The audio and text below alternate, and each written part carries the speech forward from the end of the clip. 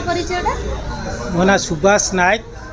सारा भारत शिक्षा बचाओ कमिटी राज्य संपादक। सर आज नीट एवं नेट विरुद्ध आपण जो आज आलोचना करथिले विभिन्न छात्र छात्री नीट परीक्षा दे बेखातिर कर सरकार से विषय कौन कह आलोचना कौन है देखु बर्तमान जो नीट आ नेट नीट यूजी एवं नीट पीजी तापर नेट ये जो परीक्षा रे नीट यूजी देइथिले पाखापाखि 23 लाख पिला परीक्षा देइथिले एथिरे गोटे महा दुर्नीति होईछि। एथिरे सुप्रीम कोर्ट माननीय सुप्रीम कोर्ट मध्ये स्वीकार करछन्ते एथिरे प्रश्नपत्र लीक होईछि एवं छात्र छात्री मानकर भविष्य सहित खेल खेला जाइछि। यार मूल कारण होछि वर्तमान